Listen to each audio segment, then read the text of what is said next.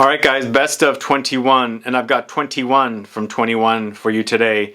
These are the fragrances that I think were the best of the releases from 21, and this is what I had access to, and I'm selecting from these fragrances. Of course there's a lot of other fragrances that I did not test out, but what I tested out in this collection, I think these are some of the best from 2021. So if you want to find out what they are, then please stay tuned.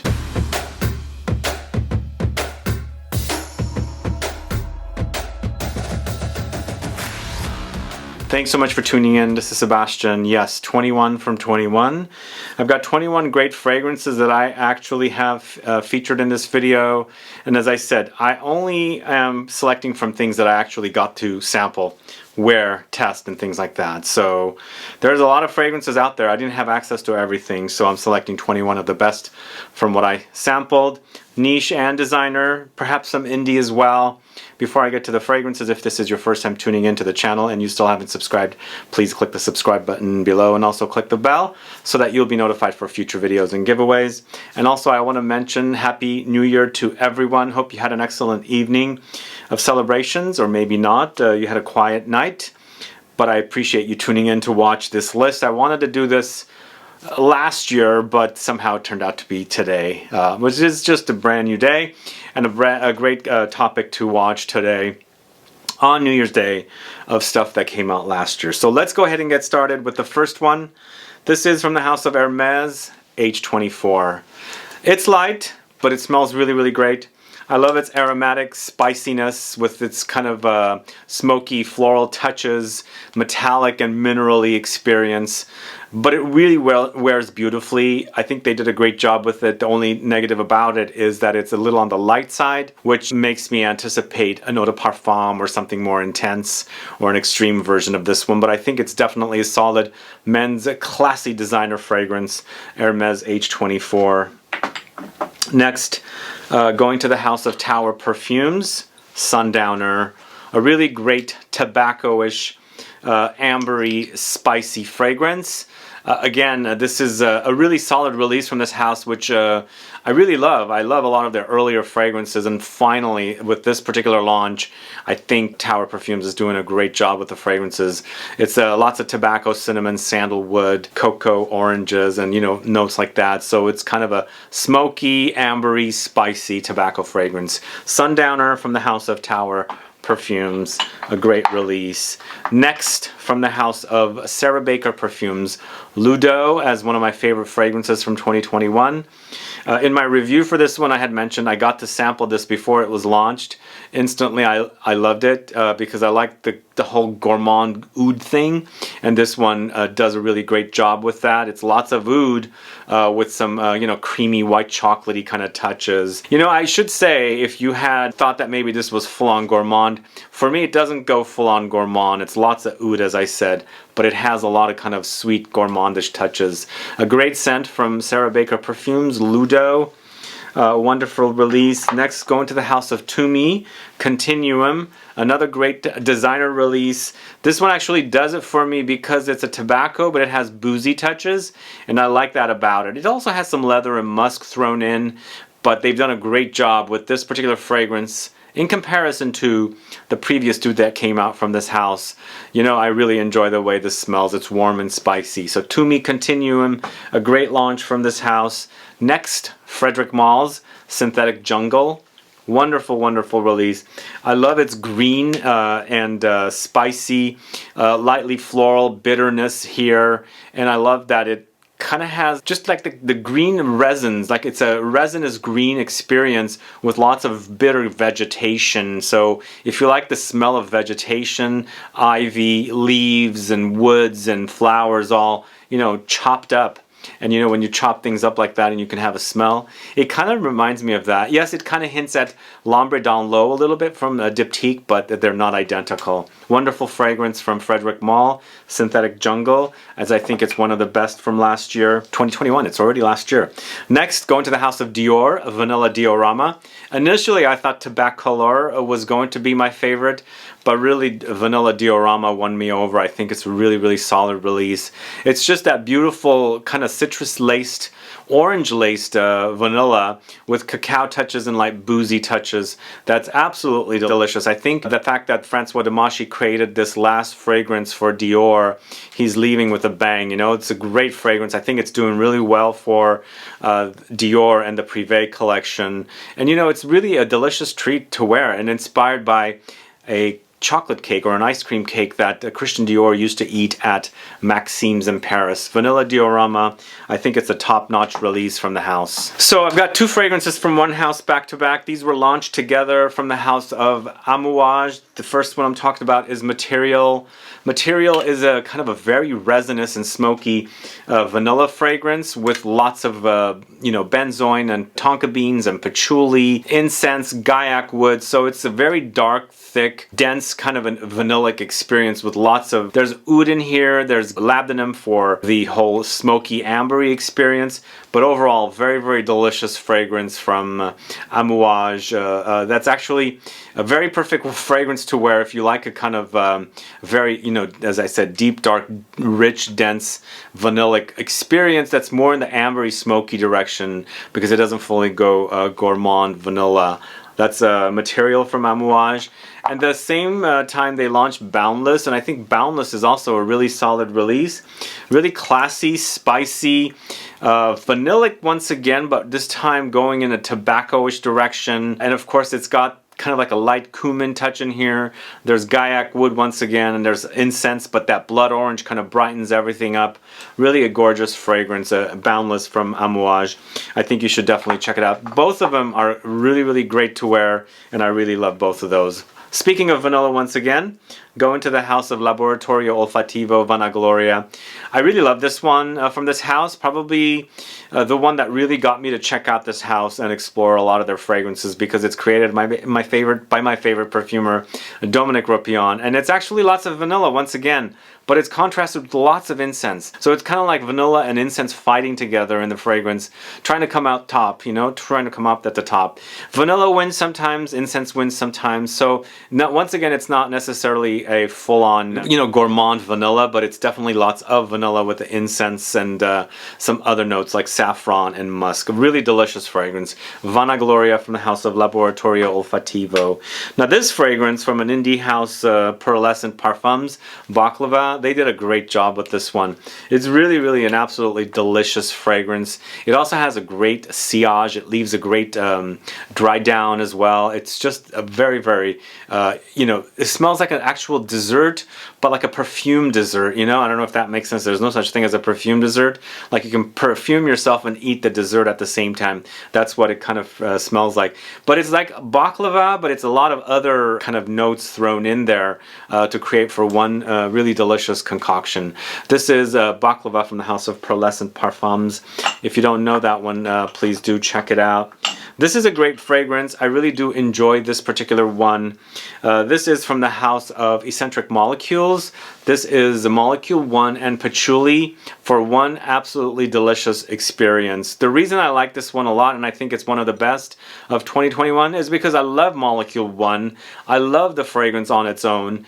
But now we've got it with patchouli, and when I want a little patchouli craving, and I don't want something really, really strong, but I want the fragrance to last and linger and to have a very sexy smell, I think this does a great job. It's also, you know, it's very minimalistic, but with a patchouli in there. But you know, you can also layer it with some kind of a fragrance you have that has patchouli in it, but it's kind of on the weak side. This really kind of boosts that up, extends the life, plus it enhances it a little bit. I think they did a great job with this one. I think out of the three, I prefer this one. Next up, the Mandarin Orange one, and then finally the Iris. But really a great fragrance. If you like Molecule 1 already, and you want a little twist with, you know, patchouli, try Molecule 1 and patchouli together. I think it's a really solid release. All right, next up, going to the house of Initio Parfums, and no, I'm not talking about Oud for Happiness. I'm talking about Musk Therapy. Hey, Musk Therapy is so good. I really love it. It's very, very clean, fruity, and over-the-top musky, and I really love the way this one smells. It has loads of musks with black currant, so that's where the fruitiness comes from. There are citruses in here, bergamot and mandarin orange, along with some sandalwood and some light floral touches with magnolia and hedione. Really, really a fantastic fragrance to wear. Wears just beautifully, and I think they did a great job with this one. It's a Musk Therapy from the house of Initio Parfums. Going to Dior once again. This is a Sauvage Elixir.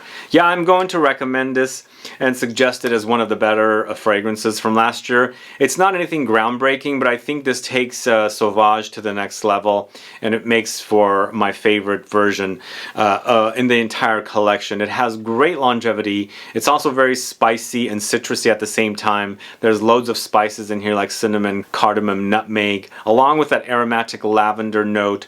And then you've got some vanillic touches and tonka beans, a little licorice, and it's a fine example of where Sauvage can go. Something a little more luxury, a little more dense, a little thick, and longer lasting. Sauvage Elixir, I think, is a great job they've done, or Francois Demachet did.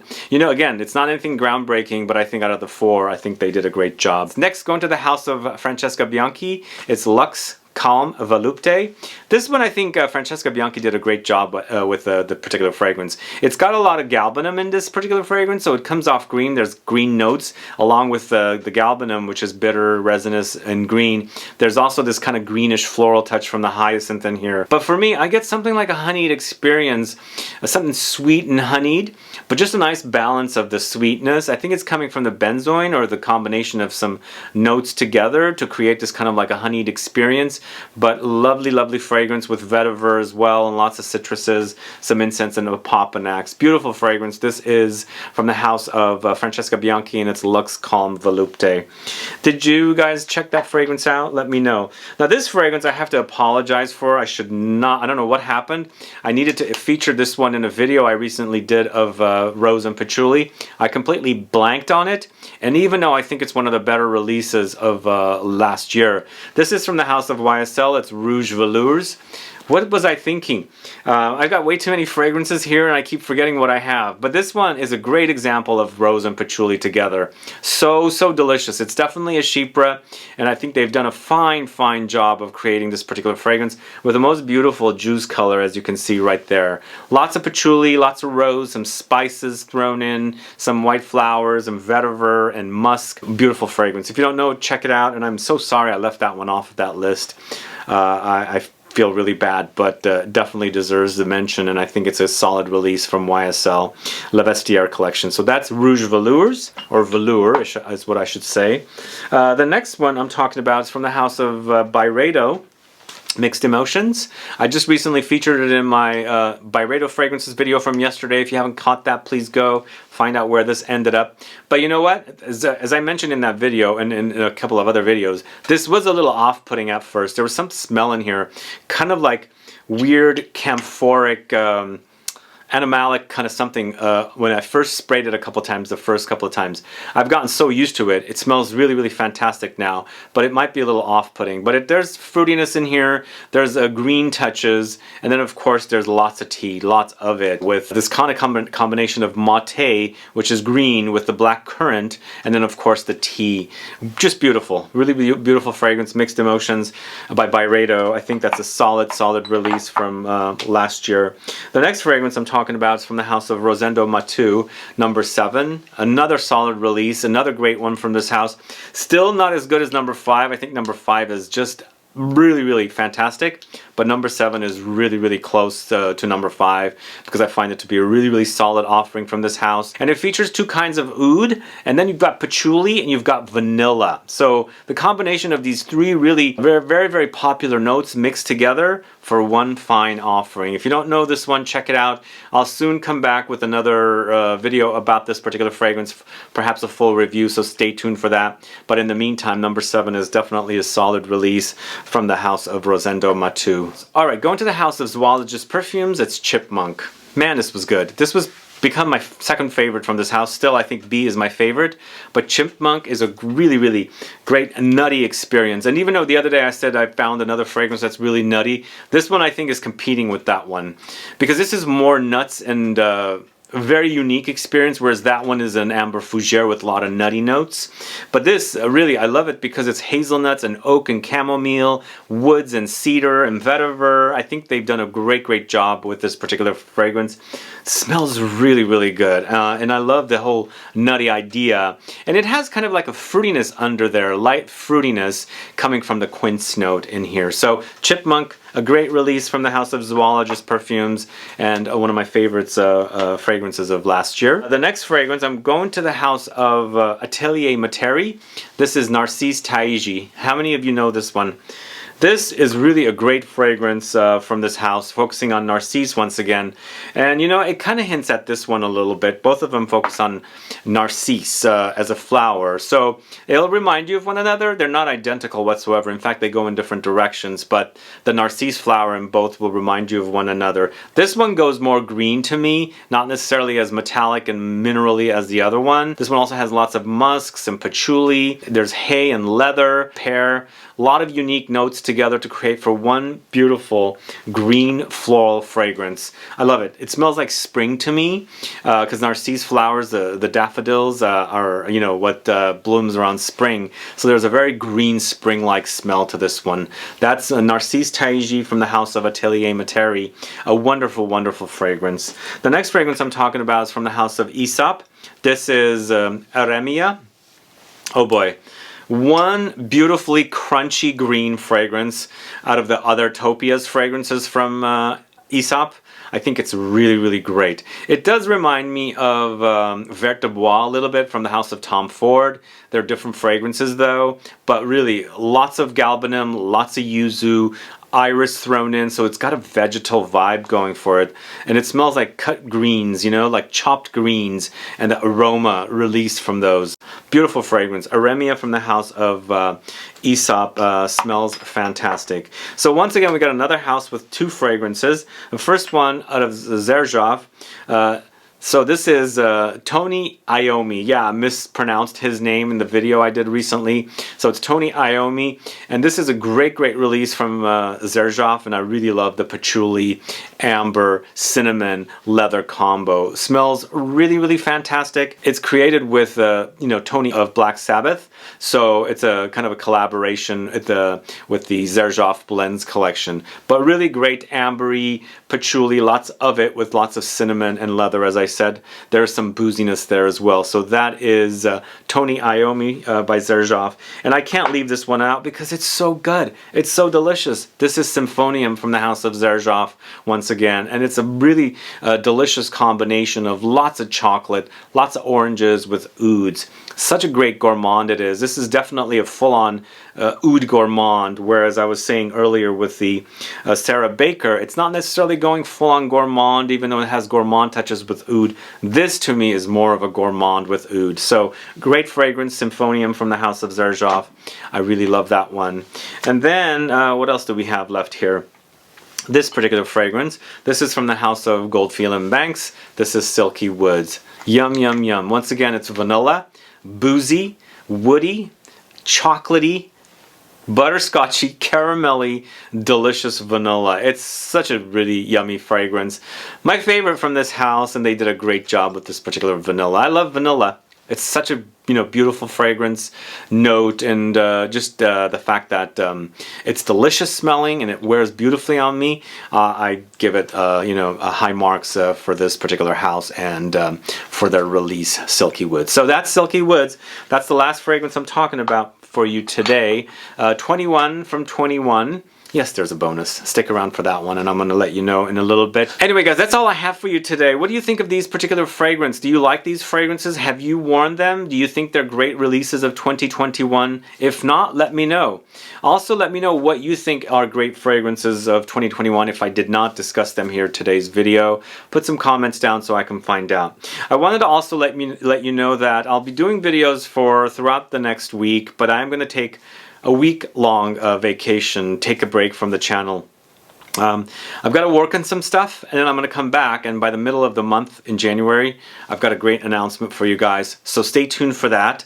I'm excited to do this, but as I said, I do need to take some time off to, you know, get it all prepped and ready for you guys. But either way, let me know what you think of these fragrances. Let me know what you like about these fragrances and what you hate about these fragrances. Also, stay tuned for one more video of my favorite discoveries of 2021 that were not launched in 2021. So fragrances that I discovered in 2021 that were from previous years. Anyway guys, thanks so much for watching today's video. I hope you're having a happy new year. Thank you for tuning in to watch this video, and stay tuned for more videos very soon. If you have any questions or comments, please list below. Please like this video, please share it. Follow me on Instagram and Facebook, and I'll be back with more videos very soon. Have a good one. Goodbye.